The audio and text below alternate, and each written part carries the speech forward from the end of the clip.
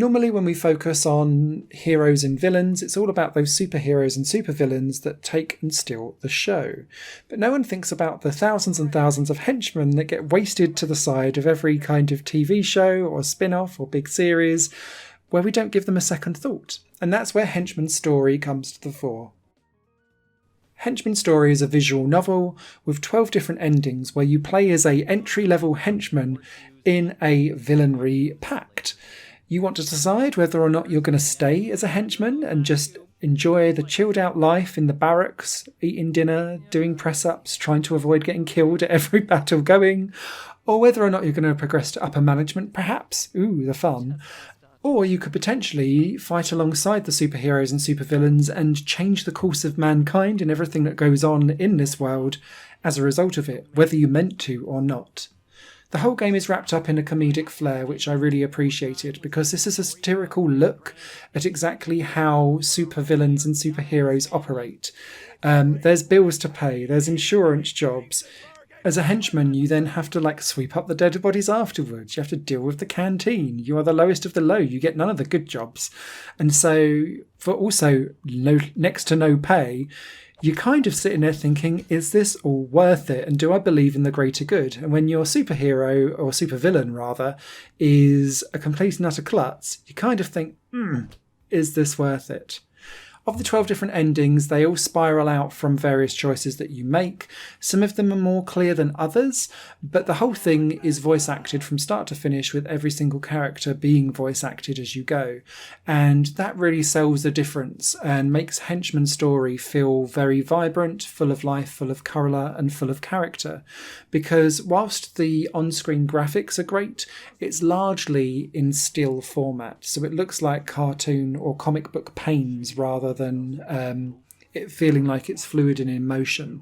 And there doesn't seem to be tons of different poses that people do.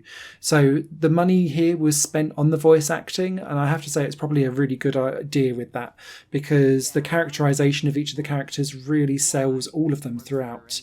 And that's key, because the way how this plays into a comedic bent is that there's a lot of satire going on one level, but there's a lot of banter going across between all the different characters on another. There's a real backstory and lore and history to everyone involved here, and it's the voice acting that really sells that, along with a quite tight script that's full of lots of cultural references that I'm sure plenty went over my head, but coming from someone that used to watch DJ Cat on Sky as a kid, and doing Power Rangers and all of those kind of stupid Super Saiyan stuff as a kid, and just catching the beginning of that as I was growing too old for it. This evokes all of that stupidity, and I love it for it. The game itself takes about 6 to 8 hours to get through each playthrough.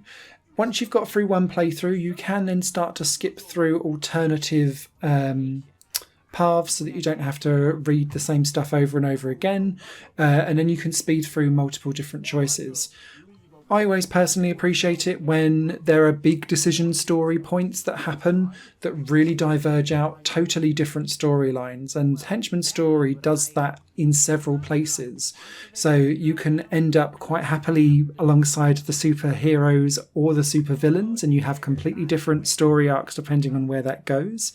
But then you also have endings that are a little bit more closer together, where it's nuances as to whether or not you've won favour with certain people or not.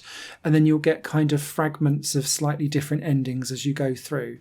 But if you choose the high road or the low road, or the I'm just here for the henchman element, you'll have vastly different playthrough experiences, which gives it good replayability.